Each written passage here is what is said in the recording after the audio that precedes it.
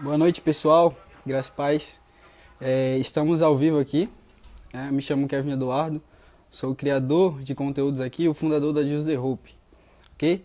Estamos só aguardando o irmão Clinton Ramachotti chegar aí para a gente estar dando início. Beleza? Só vir aqui.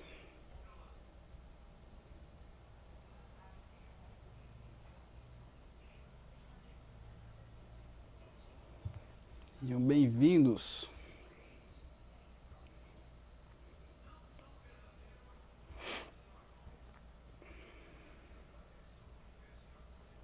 Chegou o Ailton aí. Fala, mano. Cadê a galera? O Clinton chegou.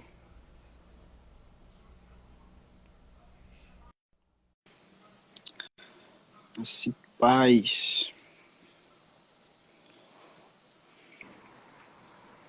Fala, meu irmão.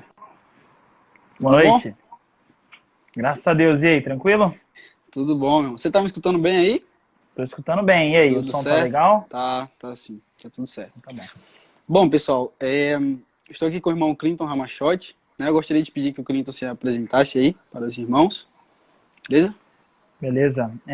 Meu nome é Clinton Ramachotti, eu sou de Ribeirão Preto, eu congrego na Igreja Batista no Jardim Independência, eu sou seminarista pela igreja, era para ser o último ano de seminário nesse ano, né? Mas Deus ele A escolheu outros quarentena. planos. Ele escolheu Ah, outros planos. Ele quis outra coisa para mim, para a gente nesse ano de quarentena. Então, eu tô aí, tô estudando exatamente.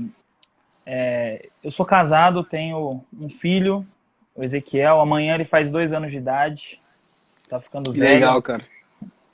E, e é isso, eu tenho blog também, depois o Kevin pode disponibilizar para o pessoal aí, um teólogo batista, e eu creio que seja isso. Ok, bom, hoje nós iremos abordar o assunto da depravação total, né?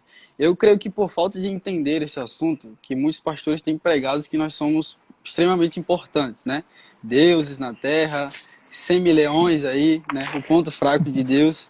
Então, por falta de enxergar isso nas escrituras, que muita gente se acha perfeito, né? E não é isso que a Bíblia fala sobre nós. Eu gostaria de pedir que o Clinton falasse um pouco sobre a depravação total, que você desse uma resumida aí para nós. Quando nós falamos de depravação total, muitas pessoas elas acabam ligando a ideia de depravação com total e querendo colocar como se todo ser humano fosse uma pessoa tão cruel como Hitler foi, por exemplo, como Stalin foi. E aparentemente essas pessoas elas são muito mais perversas do que aquele homem que não trai a sua esposa, que é um bom marido, que é um bom pai. E essas pessoas acabam então achando que a depravação total ela tem muito a ver com aquilo que o homem pratica externamente. Mas na verdade, quando a Bíblia Coisas vai falar más, né? sobre isso, coisas más. Quando a Bíblia vai abordar sobre a questão da depravação, ela tem muito a ver, a palavra total, ela tem a ver com a totalidade do homem. As nossas faculdades, as nossas emoções, os nossos sentimentos, os nossos desejos, aquilo que eu quero, aquilo que eu sonho, aquilo que eu planejo, tudo isso foi afetado pelo pecado. O pecado tocou nisso. E com isso, então, nós temos a depravação total nesse sentido. Porque depravação, a palavra depravado, para muita gente quer dizer a pessoa que está lá praticando adultério, a pessoa que está lá praticando homossexualismo, às vezes a pessoa que está se prostituindo, mas na verdade a depravação não é isso. A depravação ela tem muito a ver com o coração do homem. Quando eu falo homem, eu falo todos os homens, todos os seres humanos da Terra. Tá? Não tem a ver com a prática externa do pecado. Tem a ver com, na verdade, o que tem dentro, o interior do homem, que é o pecado. Então, resumidamente, A inclinação do nosso coração, é isso? isso. Em Resumidamente, fazer. a depravação total, ela tem muito a ver com o que o nosso coração deseja, o que o nosso coração quer e o que o nosso coração ama. Mais ou menos isso. Ok, exatamente, né? O homem, por si só, ele é totalmente depravado, né? A gente sabe que o homem, ele tem o seu coração, de certa forma, o seu coração ama enganar ele mesmo e sim se caminhar diretamente para a maldade. Mas, Clinton, a gente é tão mal quanto aquilo que nós podemos ser, cara, ou não? Na verdade, essa pergunta ela é interessante porque quando nós olhamos para pessoas, para figuras como Hitler, para figuras como homens que são serial killers por aí, pessoas que matam crianças, que estupram crianças, nós olhamos para essas pessoas e falamos, misericórdia, como esse homem é perverso, como esse homem é mau, como esse homem ele é ruim, né? E muitas vezes isso acaba escandalizando a gente porque é um pecado muito escandaloso, ele é muito chamativo, né? A gente vê que matar pessoas escandaliza por quê? Porque tem sangue, porque tem famílias chorando e tudo mais. Só que, na verdade, todos os seres humanos, biblicamente falando, são iguais. Nós vamos ver ali Romanos 5, 6 e 7, colocando ali que todos os homens foram encerrados debaixo do pecado. Então não há ninguém que está acima do outro. Há uma linha posta, Deus ele coloca essa linha e abaixo dessa linha estão todos os homens, todos. Até mesmo aquele senhor que está ajudando a velhinha a atravessar a rua, aquele homem que toda semana vai alimentar as pessoas, aquele homem que você olha para ele e você diz assim, nossa, mas nem parece que esse homem ele é pecador, ele não mente para ninguém, ele Ele vai devolve ser o salvo, troco. né? Porque ele é bom. Ele devolve o troco, ele não fala palavrão, né? É uma pessoa assim, exemplar e tudo mais. Independente disso, isso nada passa de moralismo. O moralismo ele faz com que você veja e ache que uma pessoa é cristã pelo que ela é, pelo que ela aparenta ser, pelo que os seus olhos veem, e não de fato porque ela foi transformada. Então nós não somos, na verdade, tão maus quanto nós poderíamos ser, porque Deus restringe isso em nós. Deus ele não nos deixa chegar no ápice da nossa maldade. Hitler ele foi um caso onde aflorou muito, mas Deus tinha um plano, Deus tinha um propósito para aquilo em específico. Eu cito ele porque ele é muito citado como um homem muito cruel, muito malvado, mas todos nós poderíamos ser tão pior quanto ele. Nós temos essa capacidade, né, no nosso coração. E a Exatamente. Bíblia realmente traz essa igualdade. Não existe ninguém que é mais pecador do que o outro, né? Mas então, você citou aí a questão das pessoas fazerem coisas boas, né? Eu acho que todo mundo tem aquela pessoa naquela família, aquela avó, aquele avô, né? Que é uma pessoa boa, uma pessoa maravilhosa. E que a gente, em certo momento, a gente pensa, cara, será que ele vai ser salvo? É uma pessoa maravilhosa, gosta de ajudar tanto as pessoas, né? E às vezes a gente fica sem entender. Mas, na verdade, a gente sabe que a salvação está somente na fé em Cristo Jesus, né? Isso não passa de boas obras. E Cleiton, muitas vezes... Fala aí. Muitas vezes a gente olha para essas pessoas e pensa assim, poxa, só falta Jesus na vida dela, né? Como se fosse, né? Só isso, né? Falta tudo, falta absolutamente tudo, né? Ela pode não mentir, ela pode ser exemplar, ela pode ser a pessoa mais amorosa do mundo para você. Se ela não tem Jesus, ela falta tudo na vida dela. Ela, na verdade, não tem nada, além da própria vida dela que está condenada ao inferno. Pode seguir. Bom, a gente escuta muito isso a respeito de alguns rapazes ou algumas moças que vêm falar, né? Pô, eu conheci alguém, pessoa maravilhosa, pessoa boa, ama a família, uma pessoa caseira, mas não tem Jesus, né? Só tá faltando só isso, né? Só isso que tá faltando. Bom, a respeito dessas boas obras que esses ímpios fazem, Paulo ele vai falar em Romanos 14, 23, que tudo que não provém da fé é pecado. Se encaixa aí, essas boas obras passam a ser pecados quando não feitas por um coração regenerado. A Confissão de Fé Batista de Londres, ela coloca no seu capítulo de boas obras, ela começa dizendo que boas obras são somente aquelas obras que Deus ordenou na palavra que fosse feita. E não aquelas obras que são feitas por um zelo cego, não aquelas obras que são feitas por uma vontade muito grande de fazer aquilo que é bom, ajudar as pessoas. Poxa, a pessoa está passando fome na rua, eu preciso ajudar essa pessoa de alguma maneira e tudo mais. Só que realmente, o texto que Paulo coloca ali, Paulo ele começa a descrever desde o começo que não há mais hoje uma distinção, não há mais aquele negócio de aquele que guarda o sábado, ele é mais salvo do que aquele que não guarda. Não, isso não existe mais. Pelo contrário, hoje em dia nós temos a evidência clara de que guardar um dia ou não, fazer isso ou deixar de fazer aquilo, isso tudo não confere salvação às pessoas. E aí ele chega no último versículo, lá nos últimos versículos, e coloca que tudo aquilo que não provém da fé é pecado. E isso encaixa perfeitamente. Isso encaixa muito melhor ainda com Isaías, quando Isaías vai dizer que as nossas melhores obras de justiça, elas são como trapos de imundícia para Deus.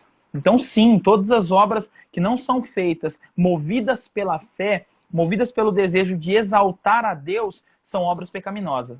São obras que são frutos, ainda que seja aquela pessoa movida por um amor muito grande, comovida em ajudar e tudo mais, a motivação dessa pessoa pode ser sincera, mas Deus não vai aceitar essa obra como boa obra, porque Deus, ele ordena que os cristãos façam boas obras pensando em Jesus, pensando no nome dele. Se não são feitas assim, essas obras são repudiadas por Deus, elas são como trapos de imundícia, literalmente. Você citou aí Isaías 64:6, e eu gostaria que você explicasse o que é trapos de imundícia aí pro pessoal saber como é que funcionam as nossas boas obras. No Antigo Testamento existiam muitas mulheres com fluxo de sangue, né, que era comum, aquele exemplo da mulher que seguia Jesus foi um deles, mas muitas outras mulheres que tinham o fluxo de sangue, ou os homens que tinham a lepra, eram todas pessoas que eram repudiadas pela sociedade israelita da época. Essas pessoas eram consideradas realmente amaldiçoadas. Elas não podiam viver em conjunto com o povo.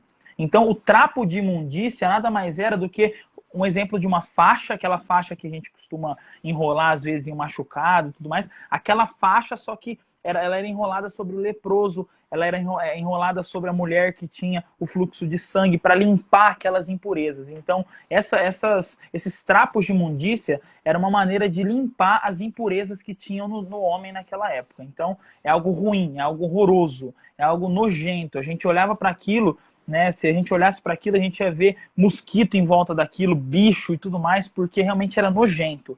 Então, é esse o grau de obra que Deus recebe daquele que não faz pela fé. Olha só, né? Que interessante. Então, a gente vê pessoas, né, pessoas que não são regeneradas, pessoas que não estão em Cristo fazendo boas obras, né? A gente acha que o cara é fantástico, esse cara é muito usado por Deus, mas na verdade ele está pecando até nisso, até em fazer essas obras, até fazer isso aí. Bom, Clinton, eu queria saber, a gente até levantou uma pergunta, por que acontece coisas ruins com pessoas boas, né? A gente já sabe que não existe ninguém bom, mas por É uma que pergunta acontece? comum. É uma pergunta comum. Muitas pessoas elas ficam inconformadas, né? Como é que pode? Eu tô seguindo Jesus direitinho, eu tô me esforçando, eu tô orando, eu tô jejuando, eu tô congregando, eu tô sempre com os meus irmãos, mas aí eu vou lá, eu perco meu pai, eu perco a minha mãe, e aí o meu amigo ímpio que vive na balada, que vive beijando 3, 5, 10 mulheres por noite, que vive fazendo coisas erradas, usando drogas, ele tem lá o pai, a mãe dele, ele tem os avós, ele tem todo mundo lá, né? E aí as pessoas acabam olhando para isso e achando que isso é sinal de alegria, isso é sinal de bênção. Inclusive, isso acaba me lembrando, antes da gente entrar na questão, esse tipo de pensamento, olhando para ímpios e até cobiçando as coisas que os ímpios têm, achando que os ímpios são mais abençoados, isso me lembra muito o Salmo de Asaf, que é o Salmo 73. Eu até gostaria de ler esse salmo, Lê aí, irmão. porque ele tem um trecho que é muito interessante para responder essa pergunta. Ele diz assim: verdadeiramente bom é Deus para com Israel, para com os limpos de coração. Quanto a mim, Asaf, os meus pés quase que se desviaram. Pouco faltou para que escorregassem os meus passos, pois eu tinha inveja dos nécios, quando eu via prosperar os ímpios.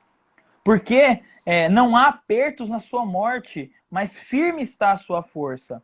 Eles não se acham em trabalhos como em outros homens, eles nem são afligidos como outros homens, eles não sofrem. Olha só, são pessoas ruins que não sofrem na visão de Asaf. Por isso, a soberba os cerca como um colar. Eles vestem-se de violência como um adorno. Os olhos deles estão inchados de gordura. E gordura aqui é uma coisa boa, é um sentido de fartura, tá? A ideia é fartura. Versículo 8. São corrompidos e tratam maliciosamente de opressão. Falam arrogantemente. Põem as suas bocas contra os céus e as suas línguas andam pela terra. Por isso o povo dele volta aqui e as águas de copo cheio se lhes espremem. E eles dizem, os ímpios, como sabe Deus? Há conhecimento no Altíssimo?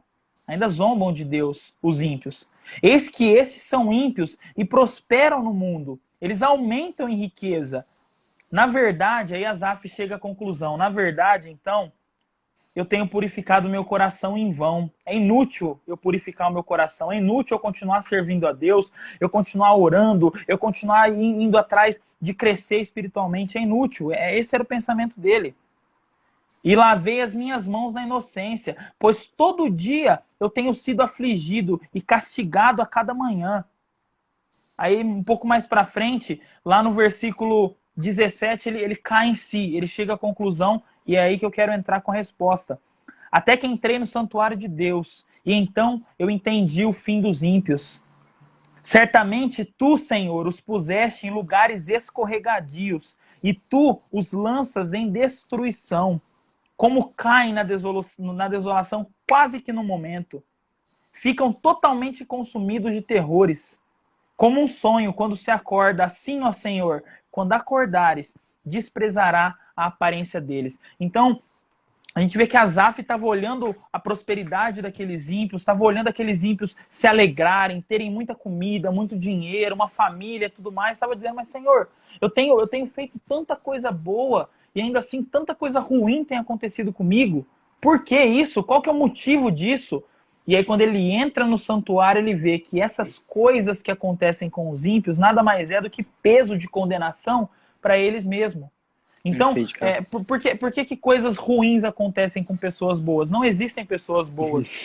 Todos nós somos pessoas ruins. Nós somos chamados pela própria Bíblia de massa ruim. A massa que é feita do vaso é uma massa ruim. Nós somos vasos de honra, preparados para Deus, pensando na misericórdia, mas feito de massa ruim. Nós somos feitos de material ruim. Agora, por que será que as pessoas que estão vivendo uma vida correta, uma vida exemplar, sofrem tanto? Será que é falta do amor de Deus? Claro que não, não é isso. Muitas vezes a Escritura vai se referir aos santos, aos cristãos, como pessoas que estão nesse mundo para passar por tribulação.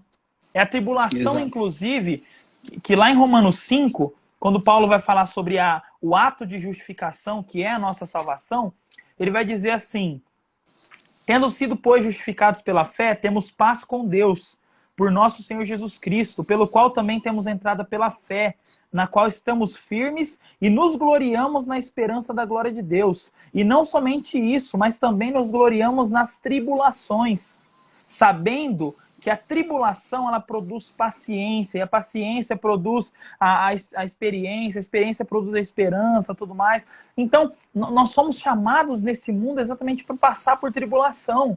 E não é o ato de Deus nos castigar, é o ato de Deus nos moldar. Nós temos um objetivo exatamente nesse mundo como cristãos. Nós somos chamados a ser parecido com Jesus. E tudo que acontece na nossa vida, essas coisas ruins que acontecem conosco, pessoas boas, são tudo objetivo para que um dia a gente chegue a parecer com Jesus. É o propósito, inclusive, nós vamos falar isso em uma outra live, mas é o propósito, inclusive, da predestinação. Romanos 8:29 vai dizer que ele nos predestinou para que nós fôssemos conformes à imagem do Filho. Exatamente. Jesus é o padrão. Para que nós cheguemos à imagem de Jesus, temos que ser moldados. Exatamente, nós vamos passar por tribulação, não tem como. É exatamente isso, nós precisamos passar por tribulação. Então, coisas ruins não acontecem com pessoas boas. Na verdade, coisa ruim aconteceu uma vez só com pessoa boa. E foi na cruz. Exato. Jesus era uma pessoa boa, ele não tinha motivo nenhum para poder pagar, ele era o único ser que pisou na terra que não tinha pecado e ele sofreu. Ele morreu injustamente, né, porque nós merecíamos estar lá, mas ele se entregou. É um ato de entrega dele. É o único momento em que aconteceu coisa ruim com pessoa boa. Agora, as coisas que acontecem conosco, ou é fruto do nosso pecado, consequência do nosso pecado, ou é a mão de Deus colocando as situações para que a gente seja moldado. Assim como Paulo. Paulo passou por tudo que ele passou e Deus estava trabalhando. E ele reconhece que Deus estava trabalhando. Ele reconhece que Deus ele é o oleiro, e a gente tem aquela imagem do oleiro formando o vaso e o vaso rodando e ele tomando forma e tudo mais. E é assim que faz. Deus ele vai fazendo, ele vai moldando a partir de tudo que está acontecendo. Bom, perfeito, cara. O João Melo ele fez uma pergunta aqui há um tempo atrás, que a pergunta dele é basicamente de onde é que vêm as boas obras dos ímpios? Como eles são capazes de fazer boas obras? De onde é que vem isso aí? Boa pergunta. Ainda olhando para Romanos, Paulo ele vai falar muito sobre os atributos comunicáveis que nós temos. O que são os atributos comunicáveis? Deus, ao nos criar, ele nos criou como imagem e semelhança dele. Isso não significa que nós somos deuses, como você falou no começo. Isso não significa que nós temos poder. Isso não significa que nós somos Eu acho que é algo todo-poderoso. que precisa ser muito explicado isso aí, cara, a respeito da imagem e semelhança de Deus, né? A Imago Dei. Explica aí.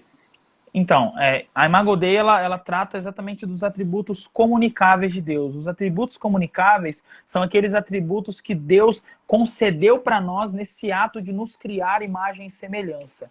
Então, por exemplo, Deus é um ser racional, é um ser inteligente, é um ser que pensa, é um ser que tem vontade. Isso tudo foi colocado em nós, foi espelhado em nós isso. Então, nós temos esse desejo, essa vontade, nós temos em nós algo intrínseco, algo próprio em relação à moralidade. Paulo vai falar isso no capítulo de Romanos, capítulo 4 e 5. Ele vai mostrar que, embora os judeus tivessem recebido a lei escrita nas tábuas, todo ser humano, todo homem recebeu no coração a lei de Deus. E o que seria a lei de Deus? Seria exatamente esse reflexo, Deus colocando em nós a imagem dele. Né? Então Deus é um ser completamente perfeito, é um ser moral, é um ser que não tem pecado. Logo, nós realmente saberemos quando nós estamos pecando. Por isso que não existe inocente, por isso que não existe aquela pessoa que fala, mas eu não sabia que que matar era errado, eu não sabia que estuprar era errado. Não, na verdade você pode ir em qualquer lugar do mundo, pede para um homem estuprar uma criança na tua frente. Esse homem vai falar que não, que isso é horroroso, que isso é sujo. Eles gostam de fazer isso como? Na escondida. Por quê? Porque o pecado, ele só vai fazer sentido se ele for feito escondido. Se ele for fazer na sua frente, é vergonhoso. Então, esse tipo de atitude que o homem tem, a Bíblia vai falar, e Romanos é o livro perfeito para isso, tá? Paulo, ele tá colocando aqui, construindo o fundamento do Evangelho, do capítulo 1 ao capítulo 5, para depois ele começar a abordar sobre a salvação. No capítulo 8, em específico, ele começa a falar de salvação. Mas do 1 ao 6 e um pouco do 7, ele vai abordar muito sobre o homem, sobre quem o homem é. E dentro do homem tem essa lei de Deus. Então o homem, existe dentro dele uma vontade de fazer aquilo que é certo. Existe? Claro que existe. Foi uma das manifestações uma das manifestações de Deus para os gentios sem a lei, né? Foi essa consciência no seu coração. Exatamente. E aí a gente vai entrar na ideia de revelação geral, que é a criação, que é a natureza, que ela revela realmente quem Deus é, ela expressa um Criador, e o homem tem que reconhecer isso. O homem, ele não consegue não reconhecer. Se ele não reconhece isso, ele é entregue por Deus aos seus próprios pecados, porque ele começa a criar ídolos, ele começa a fazer deuses para si mesmo. Né? Então, da onde que vem essa vontade de querer fazer o que é certo, as boas obras e tudo mais? Isso vem da moral que foi colocada no homem, da imagem de Deus que, embora esteja maculada, embora esteja manchada pelo pecado, ela não é totalmente apagada. João Calvino vai dizer, por exemplo, que a imagem de Deus ela está deformada no homem, mas ela não foi tirada. O homem ainda tem a imagem de Deus nele, mas é uma imagem deformada. Antes era um bonequinho bonitinho. Hoje é um monstro, todo com o olho caído, com a orelha pro lado. Tá todo deformado. Mas ainda existe no homem a vontade de fazer aquilo. Mas é lógico, por conta dessa deformidade, por conta do pecado, o homem pratica boas obras querendo ser reconhecido, querendo se mostrar para as pessoas. Infelizmente, né? Querendo tirar o peso da consciência para, nossa, eu não estou fazendo nada, tudo mais. Essas pessoas que estão doando milhões aí no combate ao coronavírus, estão fazendo isso por puro marketing, às vezes porque elas querem realmente ajudar as pessoas, mas por uma motivação manchada pelo pecado. E a gente já aprendeu aqui que sem a fé isso aí já está sendo pecado já, né? Exatamente, isso em Romanos 14. Em Romanos 1, Paulo vai falar que aquelas pessoas elas começaram a adorar outros deuses quando elas não renderam glória para Deus. Então, qual que é o pecado maior do homem assim? É não render glória para Deus. Porque o homem foi criado para glorificar a Deus. Se ele não glorifica a Deus, ele está fora de função. Ele está fora do lugar que Deus colocou ele. Então, obviamente, ele vai acabar criando deuses para si. Tem a necessidade de adorar algo, né? De adorar alguém, o ser humano. Exatamente, é isso mesmo.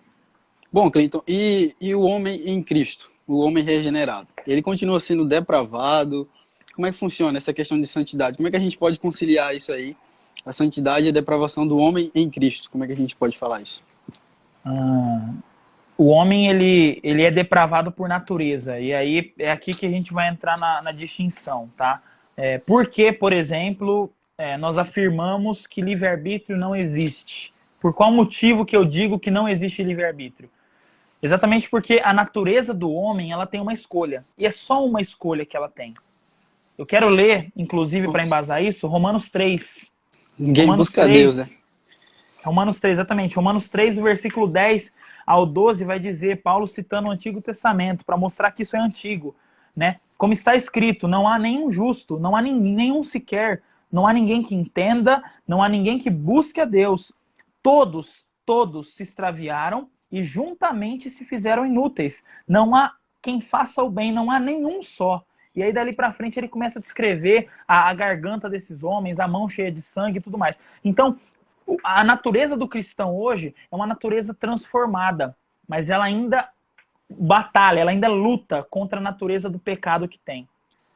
Embora nós estejamos em um estado de santificação, isso um pouco da live de ontem, santificação definitiva, que é o ato de Deus quebrar o poder do pecado sobre você. Antes você pecava, quando você, Kevin, você pensava assim, ó, agora eu vou me masturbar. E aí você fazia aquilo pelo seu próprio prazer, e aquilo nem pesava a tua mente, pelo contrário, você se sentia muito bem, né? Aquilo te dava um prazer muito grande e tudo mais. Hoje, se você fizer isso, vai ter um peso tão grande na tua mente, você vai desejar tanto que Deus não olhe para você, porque você vai se sentir tão indigno, tão falho, tão merecedor de condenação, que aí vai entrar a questão da luta que existe da natureza. Antes a sua natureza não tinha luta, ela já era rendida. A única coisa que ela queria era o pecado. Ela só queria pecado. Agora você tem dentro de você uma natureza que não quer pecado. Mas ao mesmo tempo você tem a natureza que quer pecado. Então dentro do cristão existem dois homens. Existe o novo homem, o homem que é regenerado por Deus, mas existe um outro homem também, que é o velho homem, que você luta todo dia para matar.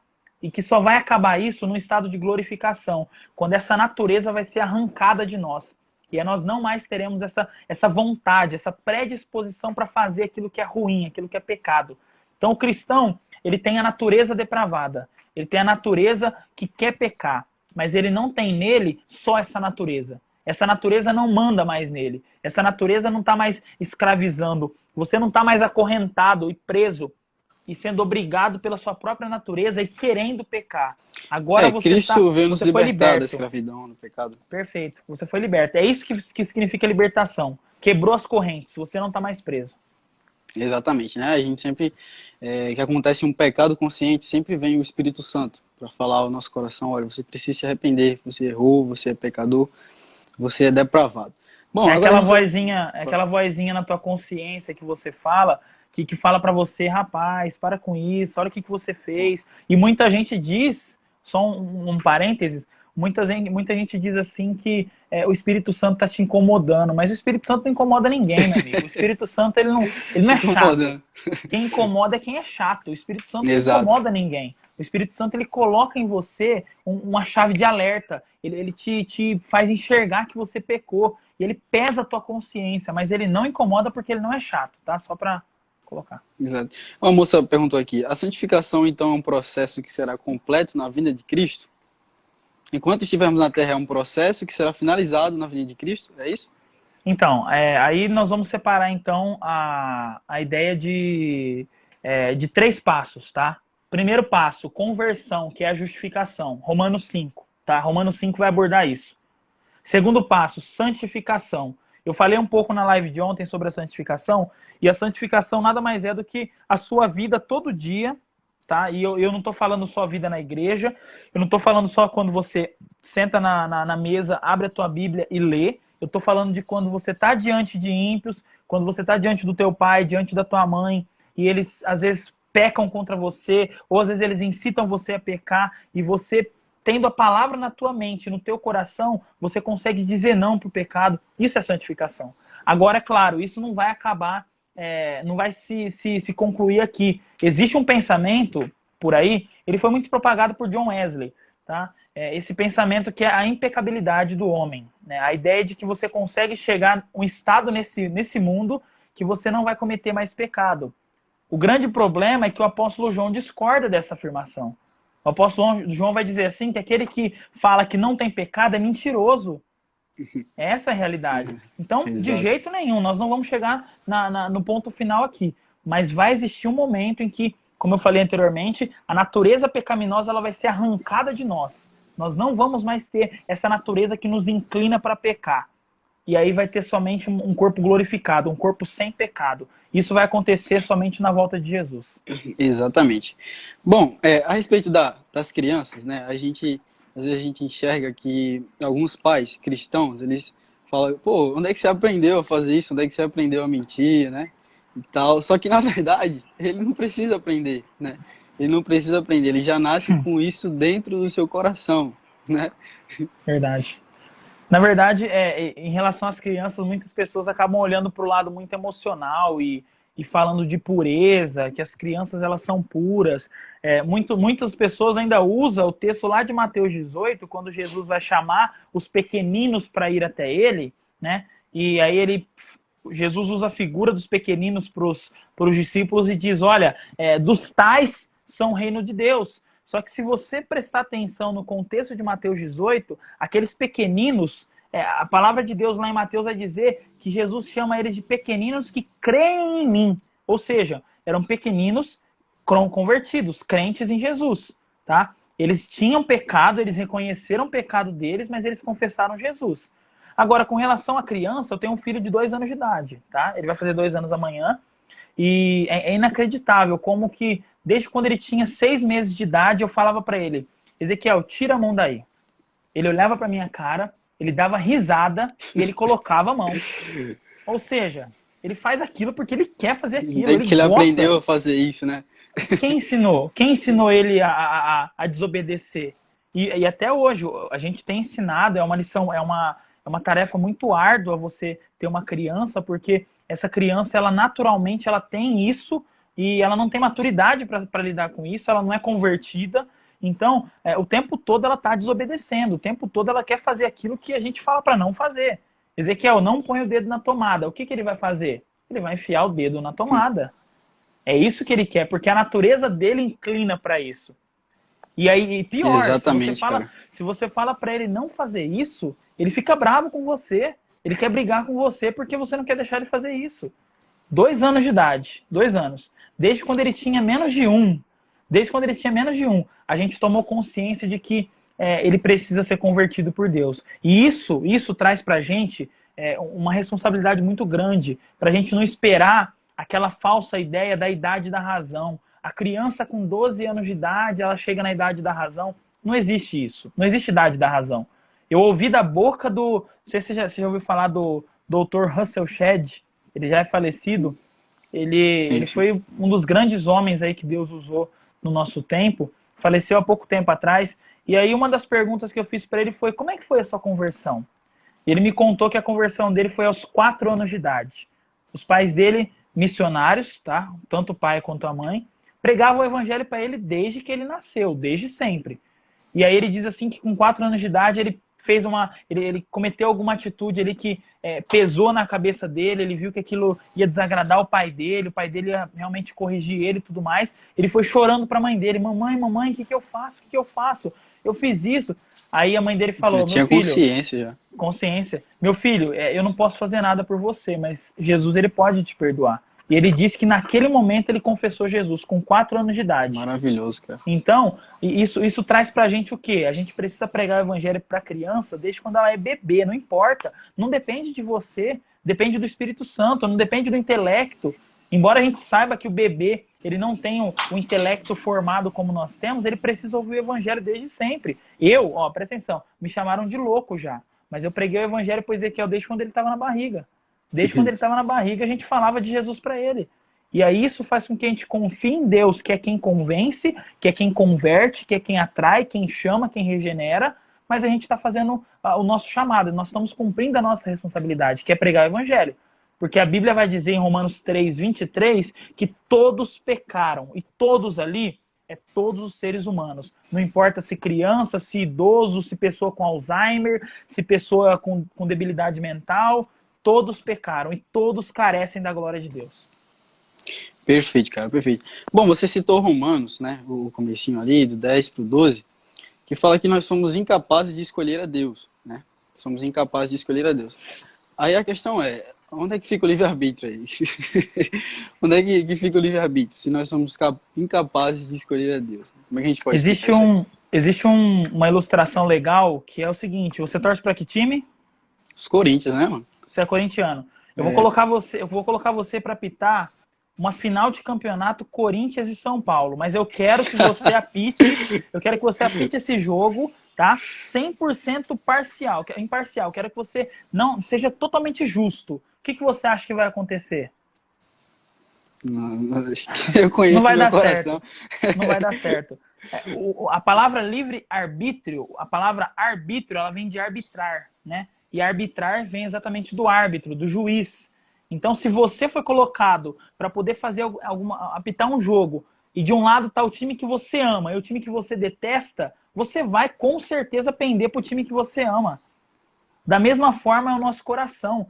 Ele não é livre, por quê? Porque eu sempre vou cair para o lado que eu amo. Eu sempre vou cair para o lado que vai me beneficiar. Eu nunca vou, por exemplo, uma pessoa que é ímpia, ela tá vendo uma pessoa na rua ali com dificuldade, ela tem 100 reais no bolso, ela vai falar assim, eu vou dar esses 100 reais para aquela pessoa porque ela tá precisando ir embora, mudar de cidade, tá passando dificuldade. Ela nunca vai fazer isso. Ela quer olhar para ela. Ela vai fazer assim, eu vou tentar comprar minha comida, eu vou tentar pagar minha conta, se sobrar alguma coisinha eu dou para a pessoa.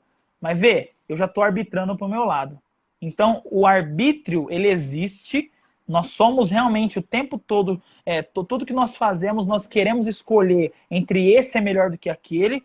Uma criança, se ela tá com o amiguinho dela ali, o amiguinho dela fala, eu prefiro o Power Ranger vermelho. Aí a outra, não, mas o Power Ranger verde é melhor. Não, mas o preto é melhor. Pra que essa competição? Da onde que vem essa necessidade de competir? Exatamente por isso, porque eu quero arbitrar pro meu lado, eu quero sempre escolher aquilo que me favorece. É por isso que nós não temos livre arbítrio. Nós temos o arbítrio, mas ele não é livre. Ele é sempre influenciado a fazer alguma coisa de acordo com a sua natureza. Por exemplo, eu vou perguntar para você, eu vou colocar diante de você, na tua frente, um prato de picanha e o outro prato, por exemplo, picanha, de legume. Picanha, obviamente. Por que a picanha? porque a sua natureza ama isso, você quer isso, você foi criado desse jeito. Agora, uma pessoa que é criada sem a picanha, sem carne, ensinada no veganismo, ela vai querer o quê? Ela vai querer comer legumes, ela não quer a picanha. Exatamente. Por quê? Porque isso está de acordo com a natureza dela. Você é livre para escolher de acordo com a tua natureza, só que a tua natureza não pode escolher o que é bom. Então você não é livre no fim das contas. Você tem um arbítrio, você tem vontade, mas ela não é livre. Bom, exatamente, né? O ser humano em si, Paulo vai falar também em Efésios 2, que ele está morto em seus pecados, né?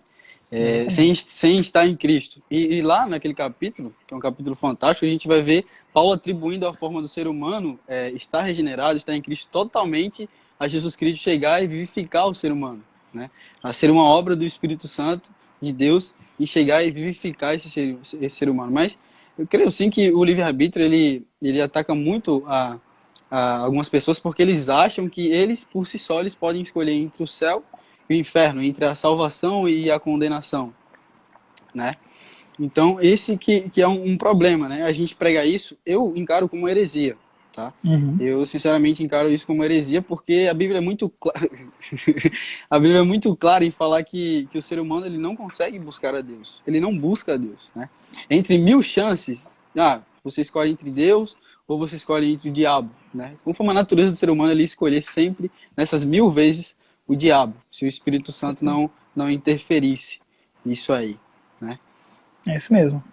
E na verdade não só isso, né? Às vezes não vai nem escolher o diabo, às vezes a pessoa vai querer escolher ela mesma, mas no fim das contas ela está escolhendo o lado do diabo, é lógico. Nunca do lado de Deus, é sempre o lado do diabo, é sempre pendendo para o que é ruim. Isso é natural, isso é natureza. Eu acho que se a gente conseguir entender de uma vez por todas que a nossa natureza, ela não quer Deus, ela não quer nunca, de jeito nenhum, buscar Deus, aí a gente começa a compreender as outras coisas. Não tem como. Você falou que isso é heresia, e eu vou detalhar aqui bem rapidamente por que isso é heresia.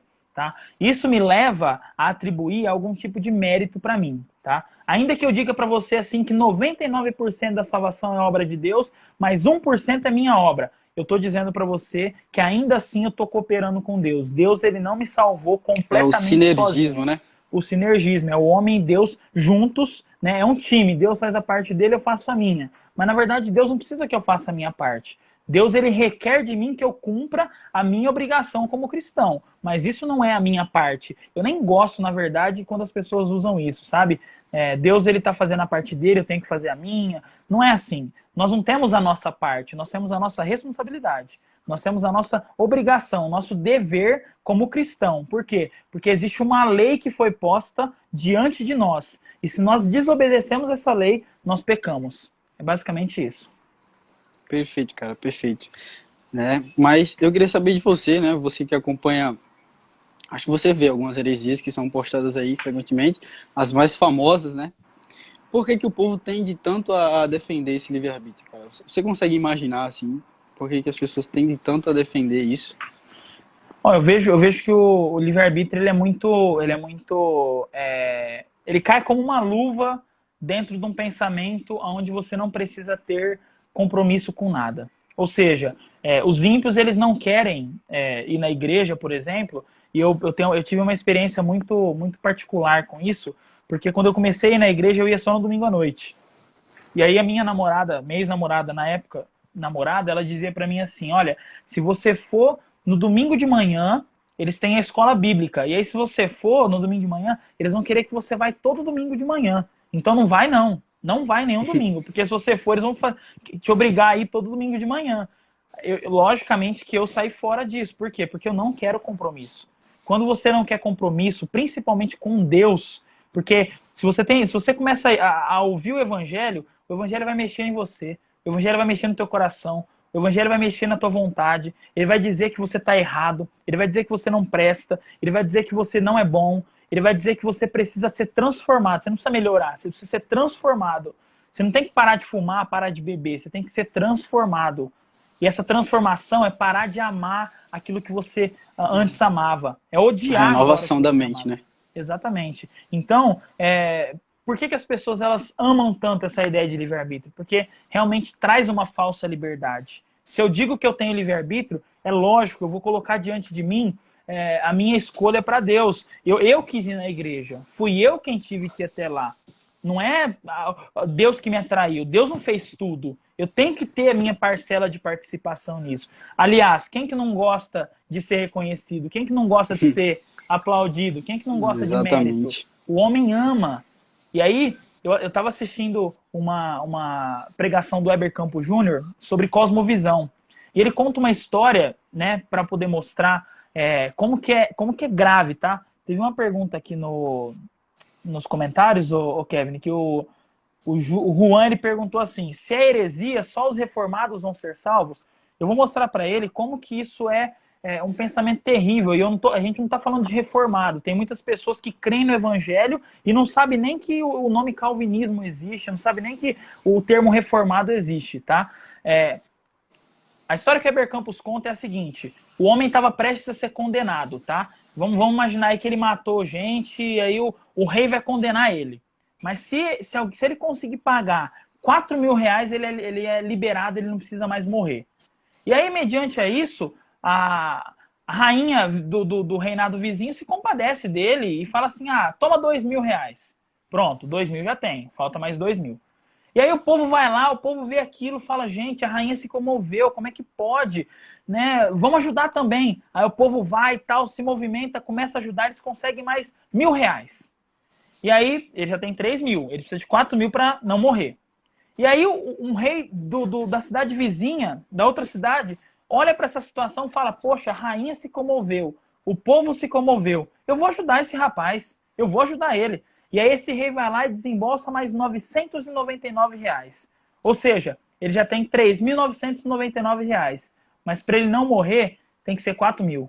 E aí ele pega assim, ele tá indo lá pro matadouro agora, ele vai ser lá, vão arrancar a cabeça dele e tudo mais. Só que ele pega assim, ele coloca a mão no bolso. Aí ele pega e encontra 1 centavo no bolso dele. O que as pessoas vão lembrar? Dos 3.999 que foi arrecadado ou do 1 centavo? Eles vão lembrar do 1 centavo. Exato. E naquele momento que ele vai colocar a mão no bolso e tirar 1 centavo, vai fazer aquela musiquinha de fundo, sabe aquela musiquinha de We are the champions. Aí, poxa, tá, rapaz, aquilo é emocionante, o homem conseguiu, ele não vai morrer, ele não vai morrer. Por quê? Por causa desse 1 centavo dele. Ou seja, a glória do que ele fez, a exaltação do que ele... Por causa de 1 centavo. Toda dele. Se ele não dá o centavo dele, ele vai ser morto. Os 3.999 que foi arrecadado no suor, na verdade, acabou ficando em segundo plano. O protagonismo é o quê? É a obra do cara. É a atitude que ele teve. Porque se ele não tem aquela atitude, ele não consegue ser salvo. Mas ninguém olha para o restante. Bom, você quer responder o rapaz aí que você falou? A pergunta? Nessa ideia de que ele perguntou se só os reformados serão salvos, sim, a gente precisa só explicar que não é porque a pessoa ela se diz reformada que ela é salva, tá? E a gente não está falando de termos aqui agora. Eu conheço pessoas que são leigas, que são idosas, que são pessoas com dificuldade de leitura e tudo mais, mas elas creem com certeza que a obra da salvação é completamente de Deus. Ninguém nunca falou para elas assim, olha, isso é depravação total, isso é eleição incondicional. Então, a minha crença, a minha fé é baseada no seguinte: um falso evangelho não salva. Eu preciso crer no evangelho do jeito que ele é. Se eu não creio no evangelho do jeito que ele é, se eu creio que a minha salvação ela é uma cooperação entre mim e Deus, eu estou colocando para mim, mesmo que seja em um grau minúsculo, um pouco de obra. Logo, eu estou tirando a glória de Deus. Como que eu vou dizer que alguém que tira um pouquinho da glória de Deus, uma lasquinha da glória de Deus é salvo? Então eu creio que, a minha crença, tá? Eu creio que aquele que crê no evangelho, na verdade do evangelho, de que Deus é quem é o autor completo, total da salvação, essa pessoa é salva. E eu posso te garantir que todo cristão que foi regenerado por Deus, ele crê nisso, ele crê nessa verdade. Ainda que ele tenha dificuldade para engolir, para entender, ainda que ele seja um neófito, ainda que ele seja um novo convertido, ainda que ele esteja caminhando, o Espírito Santo vai trazer luz para a mente dele. E ele vai olhar para a Escritura, vai ser confrontado e o Espírito vai convencer. Maravilhoso. Bom, tem uma pergunta aqui. A não existência do livre-arbítrio tira do homem a responsabilidade dos seus atos? A questão da responsabilidade humana. Como é que é a pergunta? Eu não ouvi direito. A não existência do livre-arbítrio do homem tira a responsabilidade do homem, seus atos? Pelo contrário, se o homem fosse livre, ele poderia escolher não obedecer e Deus não tinha nada a ver com isso. Porque se eu sou livre, como é que Deus pode requerer de mim alguma coisa? Ele me deu a liberdade, como que ele vai me culpar por alguma coisa? Mas a base da nossa responsabilidade, ela está no ato de Deus ter colocado para nós uma lei. Nós estamos debaixo de uma lei. E essa é a nossa diferença, uma pequenininha diferença entre nós e Deus. Deus não tem lei nenhum. Nada é colocado diante de Deus falando, Deus não pode matar, Deus não pode fazer isso, Deus não pode fazer aquilo. Não tem nada que coloque isso, mas Deus colocou isso sobre nós. Deus colocou para nós assim que, por exemplo, adorar outros deuses é pecado. Então, se eu adoro outros deuses, eu estou pecando não porque eu estou fazendo aquilo, mas porque Deus falou para mim que eu não devo fazer aquilo. E se eu fizer aquilo, eu estou transgredindo a lei dele.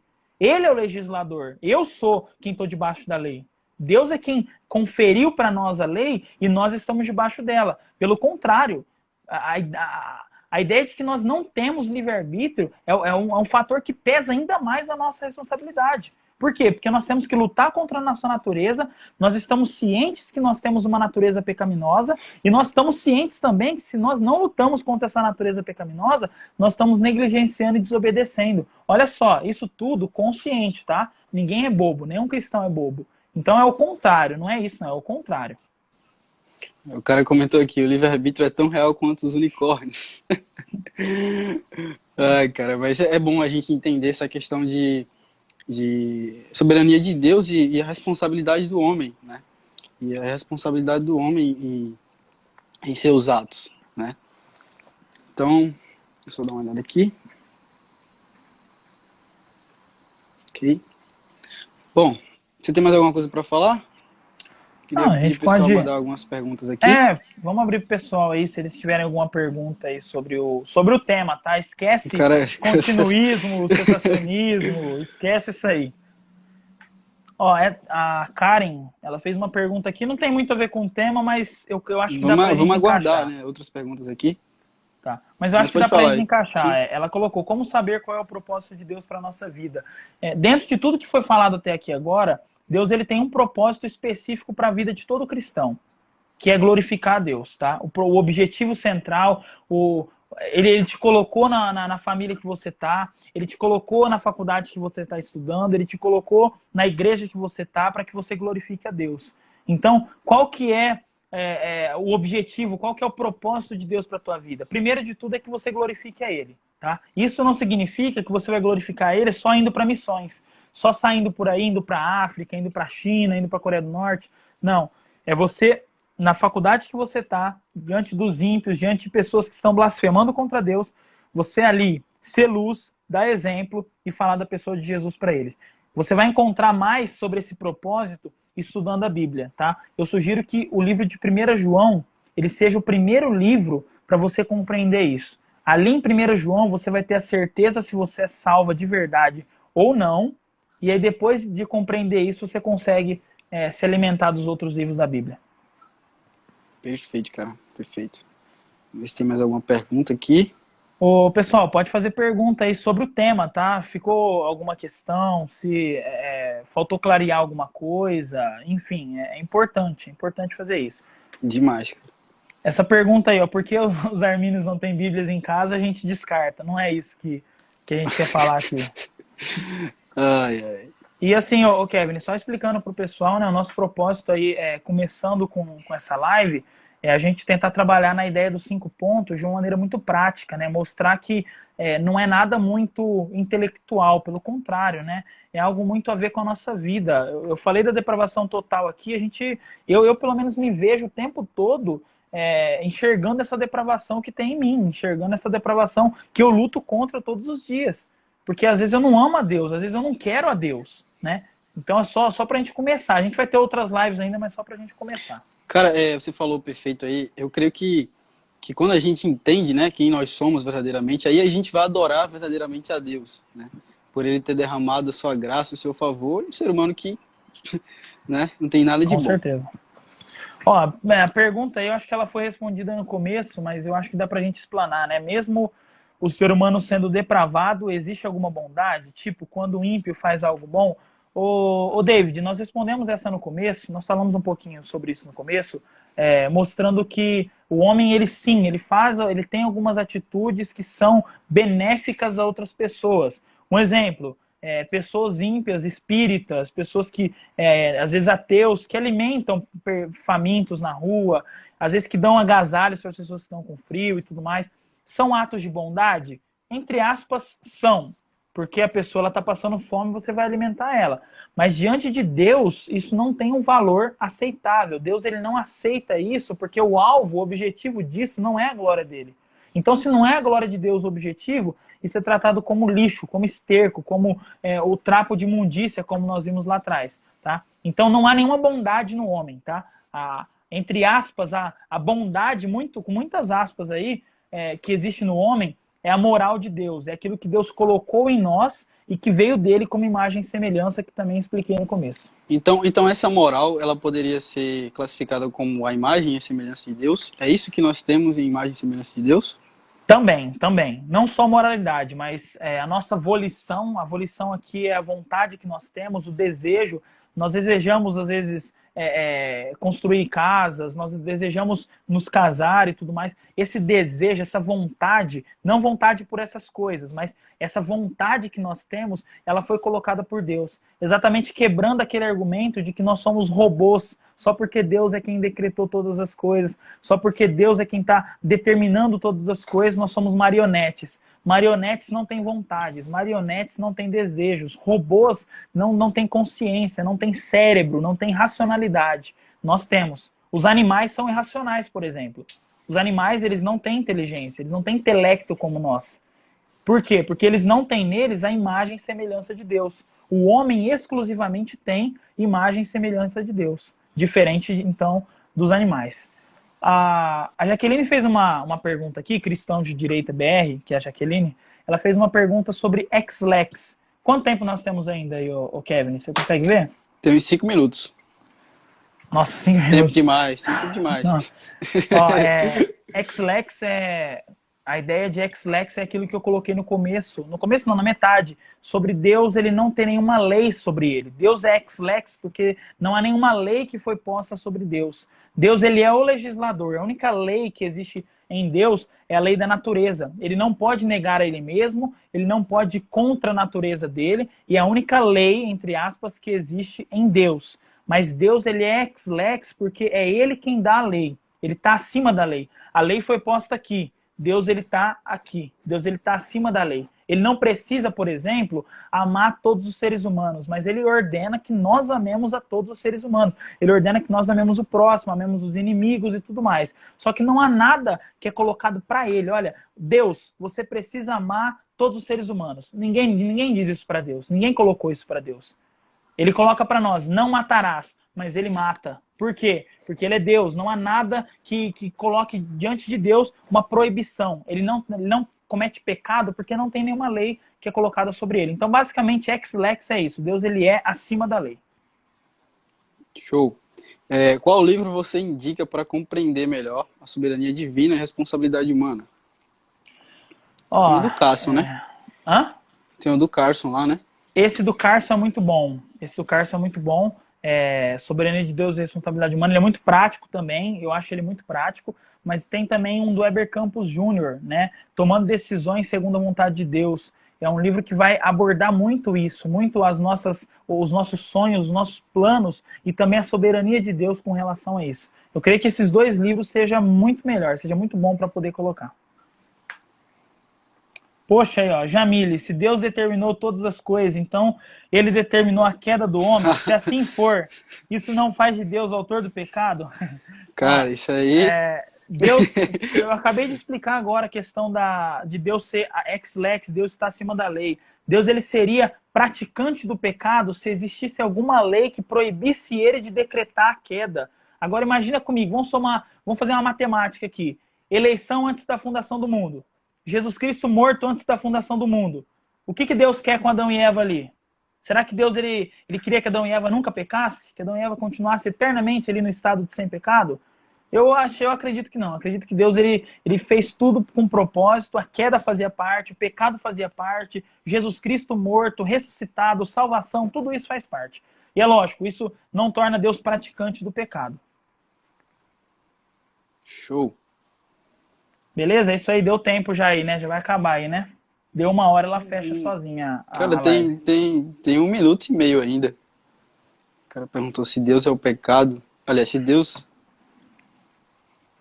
Deus criou o pecado. Também que ele botou o dedo. Eu acabei de explicar agora aqui já isso, né? Eu espero que tenha ficado claro isso aí para não confundir. Não, mas é isso então. Se vai finalizar um pecado, vamos despedir. Eu agradeço aí a oportunidade, viu? Muito obrigado, cara. A gente vai fazer mais isso, a gente vai fazer mais... Calma aí.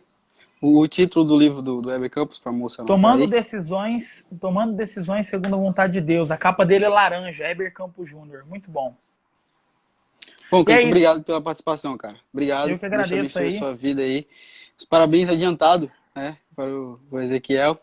Beleza? Obrigado. Deus te abençoe, meu irmão. Valeu, mano. Um abraço, viu? Deus abençoe.